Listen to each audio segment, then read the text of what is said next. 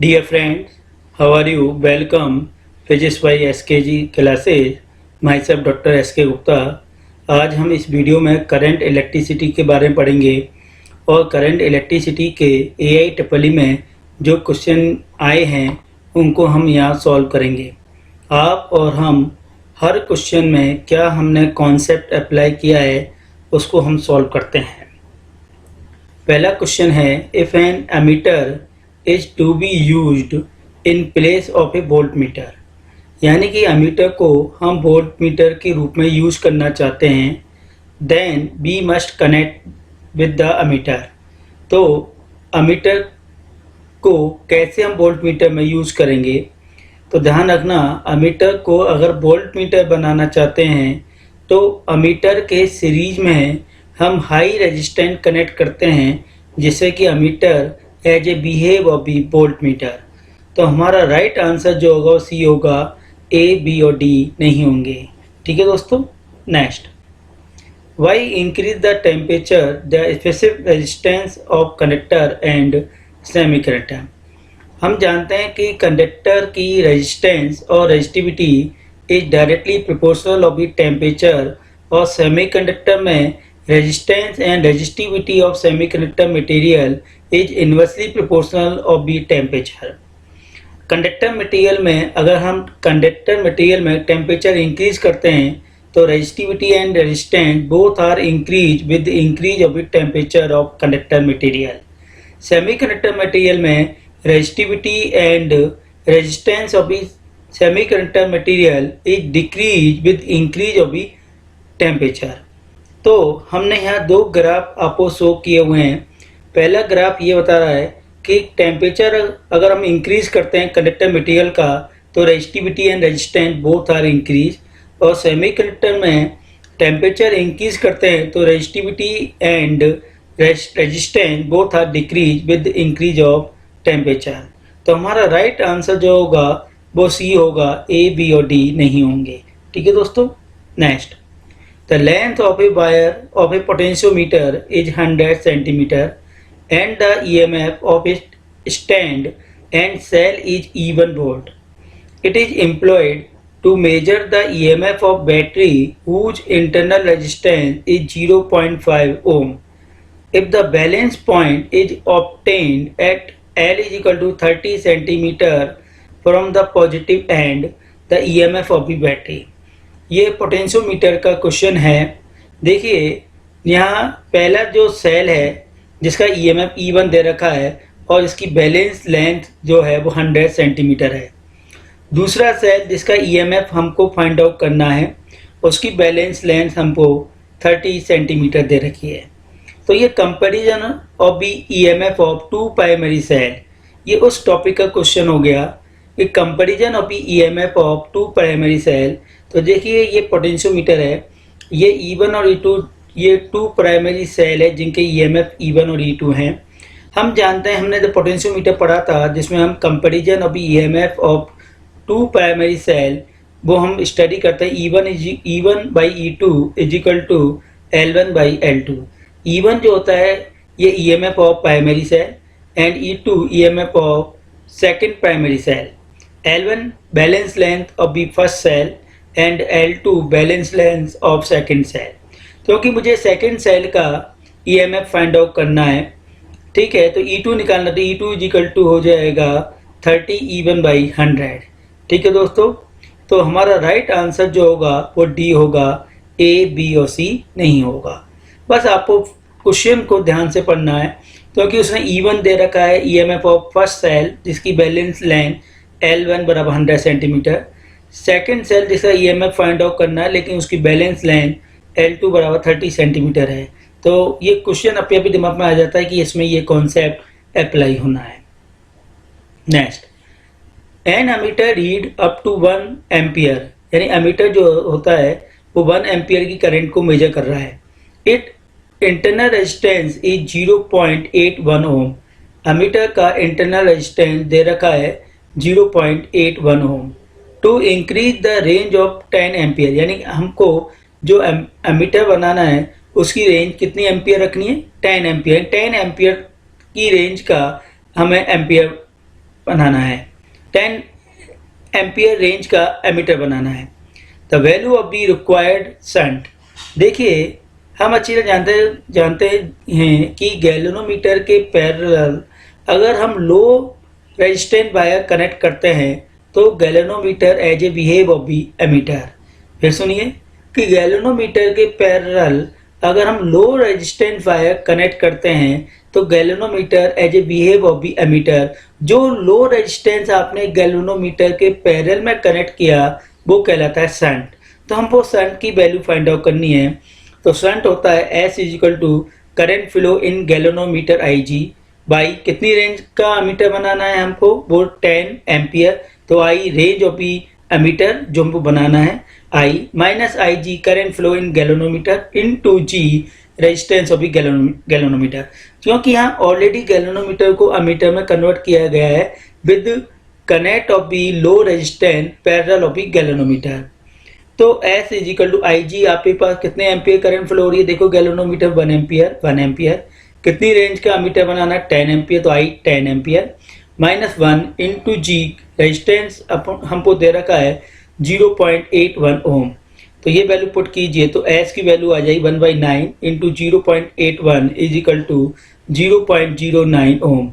तो हमारा right answer जो होगा वो D होगा, A, B और C नहीं होगा। Next, the length of a given cylindrical wire is increase by 100% due to the consequence decrease in diameter, the change in the resistance of the wire will be. हम जानते हैं resistance जो होता है किसी वायर का resistance, it depend the dimension of the wire, यानी कि resistance directly proportional length of the wire and inversely proportional cross section area of the wire. अब आप कर क्या रहे हैं यहाँ कि सिलेंड्रिकल वायर है उसका डायमीटर को डिक्रीज कर रहे हैं जिससे कि उसकी लेंथ क्या है, कंटिन्यूसली इंक्रीज हो। ठीक है, जब लेंथ इंक्रीज हो रही है तो रेजिस्टेंस जो होगा वायर का वो चेंज होगा। तो कैसे सॉल्व करें, when the length is increase by the 100%, अगर हम लेंथ को इंक्रीज कर रहे हैं 100% तो लेंथ इंक्रीज होकर कितनी हो जाएगी 12, और area of cross section wire decrease होगा A/2। ठीक है, अगर लेंथ इंक्रीज कर रहे हैं 100% तो लेंथ हो जाएगी वायर की 12 और cross section area of wire वो A/2 हो जाएगा। तो रेजिस्टेंस जो होगा न्यू रेजिस्टेंस वो होगा R dash is equal to, क्योंकि रेजिस्टेंस चेंज हो गया, लेंथ चेंज हो गई, तो R dash equal to rho L dash by A dash.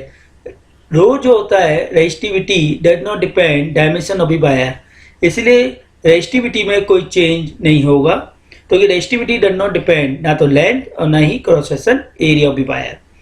तो L डैश इक्वल टू कितना हो जाएगा 12, और एरिया कितना चेंज हो गया A डैश के A/2। ये वैल्यू पुट कर दी तो 4 rho L by A, rho L by A किसके इक्वल होता है R, तो 4R। तो चेंज ऑफ रेजिस्टेंस निकालना है परसेंटेज में, R dash minus R by R into 100, कितना चेंज हुआ 4R, इनिशियल रेजिस्टेंस कितना है R बाई R इंटू 100, तो 300%, यानी कि change of resistance of wire is 300%। तो हमारा राइट आंसर जो होगा D होगा, A, B और C नहीं होगा। Next, a 23 volt battery with negligible internal resistance is connected in a circuit as is shown in the figure. The current I in the circuit will be, देखिए circuit दे रखा है, इसमें हमको current find out करना है। सबसे पहले हम ओम्स लॉ जानते हैं, B equal to IR, I equal to B upon R, क्योंकि वोल्टेज दे रखा है 3 वोल्ट और R जो होता है वो equivalent resistance of the circuit. तो सबसे पहले equivalent resistance of the circuit along the AB, यानी AB के अक्रॉस हम इक्विवेलेंट रेजिस्टेंस फाइंड आउट कर लें। तो ध्यान से देखिए, तो ये 3 ओम रेजिस्टेंस और ये 3 ओम का रेजिस्टेंस, ये दोनों सीरीज में है, और इनका जो इक्विवेलेंट रेजिस्टेंस आएगा वो AB के अक्रॉस पैरेलल में होगा। तो हमने क्या किया, ये दोनों रेजिस्टेंस सीरीज में है, तो देखो ये सीरीज में कनेक्ट कर दिए। AB के अक्रॉस निकालना है, वो AB के अक्रॉस कैसे कनेक्ट हो जाएगा, पैरेलल। ठीक है, तो ये हो जाएगा total resistance of the wire कितना होगा, ये दोनों सीरीज में है, तो R is equal to R1 plus R2 यानी 3 प्लस 3 यानी 6, और हम किसके अक्रॉस निकालना चाहते हैं, AB। तो AB के अक्रॉस ये कैसे कनेक्ट होंगे, पैरेलल। तो पैरेलल में parallel configuration of the resistance 1/RP is equal to 1/R1 plus 1/R2 यानी 1/3 plus 1/6 is equal to solve करेंगे तो R की जो वैल्यू आई वो आएगी हमारे पास 2 ओम। तो रेजिस्टेंस जो आ गया हमारे पास 2 ओम आ गया, 3 वोल्ट से कनेक्ट कर दिया। अब कितना करंट फ्लो होगा इन दिस सर्किट, तो B equal to I R, I equal to B upon R, R कितना है 2 ओम और B कितना है 3 वोल्ट। तो करंट जो फ्लो होगी इन दिस सर्किट 1.5 एम्पियर। तो हमारा राइट आंसर जो आएगा वो B होगा, A, C और D नहीं होगा।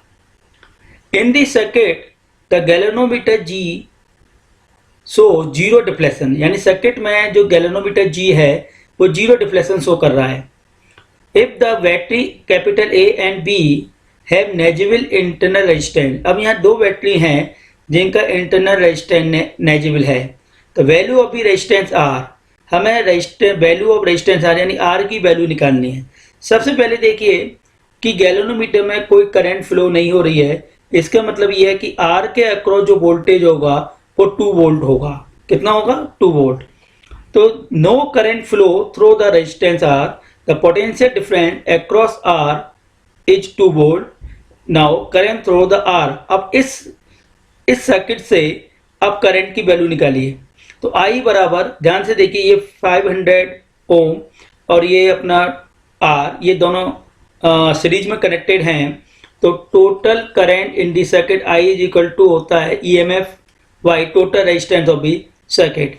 तो ये दोनों सीरीज में हैं और तो इसका मतलब है टोटल रेजिस्टेंस हो गया 500 प्लस R और वोल्टेज कितने 12 वोल्ट। तो I is equal to total EMF by total resistance of the circuit, तो 12 बाई 500 प्लस R। ठीक है, अब I की वैल्यू कितनी है, हमने कहा कि R के अक्रॉस वोल्टेज कितनी है 2 वोल्ट, तो B is equal to I R, तो I इज इक्वल टू हो गया 2 बाई R। क्या कहा, B is equal to I R, B कितना है R के अक्रॉस वोल्टेज 2, तो 2 is equal to I R, तो I is equal to 2 by R। तो I को रिप्लेस करो 2 बाई R, दोनों का क्रॉस मल्टीप्लाई करा दो तो रेजिस्टेंस की जो वैल्यू आएगी वो 100 ओम आएगी। तो हमारा राइट आंसर जो होगा B होगा, A, C और D नहीं होगा। Next, an electric is passed through is circuit containing 2 wires of same material, यानी कि करंट फ्लो हो रही है 2 वायर्स में जिनका मटेरियल जो है वो सेम है। दोनों वायर एल्युमिनियम के हो सकते हैं, गोल्ड के भी हो सकते हैं, लेकिन सेम मटेरियल के होंगे। कनेक्टेड इन पैरेलल, अब दोनों को पैरेलल में कनेक्ट किया हुआ है। Length and radii of the wire are in the ratio of 4/3 and 2/3, यानी कि अब इनकी लेंथ का रेशियो है 4/3 और रेडियाई का रेशियो है 2/3। Then the ratio of the currents passing through of the wire. अब मुझे करंट का रेशियो निकालना है। सबसे पहले देखिए, हम जानते हैं रेजिस्टेंस जो होता है is equal to rho L by A, क्योंकि दोनों वायर सेम मटेरियल के हैं इसलिए रेजिस्टिविटी दोनों की सेम होगी। तो इसका मतलब ये हो गया R is equal to rho L by A. तो पहले वायर का रेजिस्टेंस होगा R1 is equal to rho L1 by A1, दूसरे वायर का रेजिस्टेंस होगा R2 is equal to rho L2 by A2। Divide करते हैं तो R1 by R2 equal to L1 by L2, A2 by A1, L1 by L2, A1 और A2 that is called cross section area of the wire, वो होगा पाई R2 square by pi R1 square.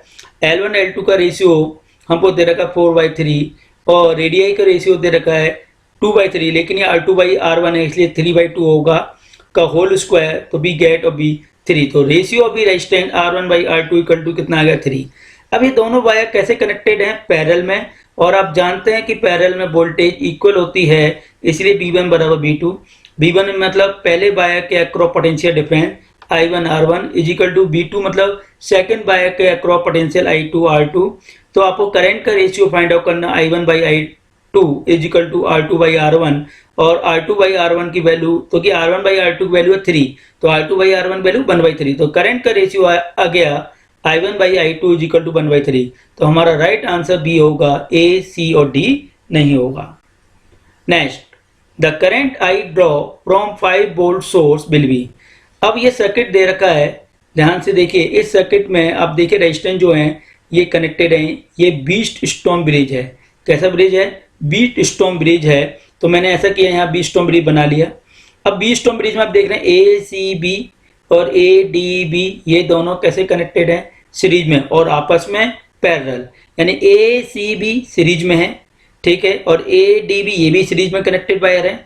और जब इनका equivalent निकालेंगे तो आपस में कैसे हो जाएंगे, पैरेलल में। तो सबसे पहले मुझे करना क्या है, current I draw from the 5 volt source, यानी मुझे करंट की वैल्यू निकालनी है। सबसे पहले हम ऐसा करें कि बीस्टोन ब्रिज है, और बीस्टोन ब्रिज में एक रूल्स होता है बैलेंस कंडीशन। तो वो कहता है कि बैलेंस कंडीशन होती है कि P by Q is equal to R by S, यानी कि ratio of the resistance P by Q is equal to R by S. तो ऐसा करें, ये हो गया अपने पास P, ये हो गया Q, ये हो गया R और ये हो गया S। तो सबसे पहले अपन क्या करें, P बाई क्यू यानी कि 10 बाई 20, तो P by Q 10 by 20 is equal to R by S. तो ये R है और ये R बाई एस, तो that is called balance condition. जब ब्रिज बैलेंस होता है तो C और D के अक्रॉस पोटेंशियल डिफरेंस सेम होता है। द पोटेंशियल डिफरेंस सेम होता है तो इसका मतलब ये हो गया, तो BC is equal to BD, तो potential difference BC minus BD equal to 0। तो इसका मतलब ये हो गया कि C और D के अक्रॉस कोई भी करंट फ्लो नहीं होगी। तो इसका मतलब जब करंट फ्लो नहीं होगी C और D के अक्रॉस, तो पोटेंशियल ड्रॉप भी नहीं होगा इन दी रेजिस्टेंस, यानी इस रेजिस्टेंस में कोई करंट फ्लो नहीं होगी तो पोटेंशियल ड्रॉप नहीं होगा। तो ये मीनिंगलेस है, इसका कोई कंसेप्ट यहाँ नहीं होगा, यानी इसको हम ऐड करें हटाएं कोई फर्क नहीं पड़ेगा। ठीक है, तो पहले अपन ऐसा करें, करंट निकालना चाहते हैं तो V equal to I R, तो I बराबर होता है B अपॉन आर। B को दे रखा है 5 वोल्ट, तो ऐसा करें equivalent resistance of Wheatstone bridge निकाल लेते हैं। तो ACB कैसे कनेक्ट है सीरीज में, 10 प्लस 20 30 हो गया। ADB ये भी कैसे कनेक्टेड है सीरीज में, 5 प्लस 10 15 हो गया, और आपस में कैसे हैं, पैरेलल। तो इक्विवेलेंट रेजिस्टेंस आएगा 1 upon R equal to 1 upon R1 plus 1 upon R2। तो हमने वैल्यू पुट कर दी, तो हमारे पास रेजिस्टेंस आ गया 10 ohm. I equal to B upon R, B को 5 वोल्ट है ही है, R equivalent resistance of Wheatstone bridge हमने फाइंड आउट कर लिया 10 ओम, तो हमने डिवाइड कर दिया, तो करंट की जो वैल्यू आई 0.5 एम्पियर। तो इसका मतलब ये हो गया कि हमारा राइट आंसर होगा वो D होगा, A, B और C नहीं होगा। Next, if a wire is stretched to make a 0.1% longer, resistance will be, यानी वायर को स्ट्रेच किया हुआ है ना, कितना स्ट्रेच करें कि वो 0.1% लॉन्गर, यानी वो 0.1% लंबा हो जाए, लॉन्गर हो जाए। आप जानते हैं जब किसी वायर की लेंथ इंक्रीज करते हैं तो उसका रेजिस्टेंस इंक्रीज होता है, लेकिन रेजिस्टिविटी पर कोई इफेक्ट नहीं पड़ता। लेकिन एक कंसेप्ट और याद रखना, किसी वायर का रेजिस्टेंस इंक्रीज करते हैं तो एरिया चेंज हो जाता है, लेकिन वॉल्यूम जो होता है वो कांस्टेंट होता है। तो R इज इक्वल टू होता है रो L बाई ए। देखिए एरिया A हमारा L लेंथ ऑफ वायर और A cross section area. Volume कैसे निकालते हैं, B इज इक्वल टू होता है A1, B is equal to area into length. अब आप वॉल्यूम निकालना चाहते हैं, वॉल्यूम इक्वल टू हो गया एरिया इंटू लेंथ, तो एरिया इक्वल टू हो गया वॉल्यूम बाई लेंथ। तो वॉल्यूम बाई लेंथ यहाँ रखेंगे तो इसका मतलब ये है कि वॉल्यूम बाई लेंथ, लेंथ ऊपर चली जाएगी तो स्क्वायर हो जाएगा लेंथ का। तो रेजिस्टेंस हो गया R is equal to rho L square by volume, यानी resistance is directly proportional square of the length. अब वो क्या पूछ रहा है कि चेंज ऑफ द रेजिस्टेंस, तो चेंज ऑफ द रेजिस्टेंस देखिए, तो change of the resistance delta R by R, change of the length, इसका भी अपन लेंथ डिफरेंशिएट करें तो change of the length 2 delta L by L। ठीक है, तो चेंज ऑफ द लेंथ कितनी है, चेंज ऑफ द लेंथ 0.1%, 2 है ही है, तो change of the length 0.1% into 2, तो चेंज ऑफ द रेजिस्टेंस आ गया 0.2%। तो हमारा जो रेजिस्टेंस होगा वो 0.2% इंक्रीज होगा, यानी कि डिक्रीज बाई 0.2% हो, डिक्रीज बाई 0.05% तो यही हो ही नहीं सकता, इंक्रीज बाई 0.05% ये भी नहीं होगा, तो ये होगा इंक्रीज बाई 0.2%। क्यों, क्योंकि लेंथ को हम इंक्रीज कर रहे हैं और रेजिस्टेंस जो होता है वो लेंथ के प्रोपोर्शनल होता है। ठीक है दोस्तों, आज मैं आपको AIEEE के यहाँ क्वेश्चन मैंने आपको कराए हैं। अगली बार मैं करंट इलेक्ट्रिसिटी के IIT JEE में जो क्वेश्चन आए हुए हैं उनको हम यहाँ सॉल्व करेंगे। मैं आशा करता हूँ कि आज जो मैंने वीडियो सब आपको समझाया है इसको आप लर्न करें, समझें, और इसका जो फीडबैक है और इसको लाइक करें, इसको कमेंट करें और मैक्सिमम स्टूडेंट तक शेयर करें, क्योंकि ये वीडियो मैंने आप लोगों के लिए बनाया है कि आप इस लॉकडाउन में घर बैठे फिजिक्स के प्रॉब्लम कैसे सॉल्व करें। देखो बच्चों, हम थ्योरी को पढ़ लेते हैं, हम रट लेते हैं, लेकिन फेल होते हैं, न्यूमेरिकल प्रॉब्लम्स हैं। तो मैं अपने इस YouTube चैनल के जरिए मैं आपको डिफरेंट कॉम्पिटिटिव एग्जाम में जो न्यूमेरिकल आए हुए हैं उनको सबको मैं सॉल्व कराऊंगा और उनका सब पर डिटेल सॉल्यूशन दूंगा, क्योंकि तभी आप उनको समझ पाओगे, उनके कॉन्सेप्ट को लर्न कर पाओगे। ठीक है दोस्तों, नमस्कार।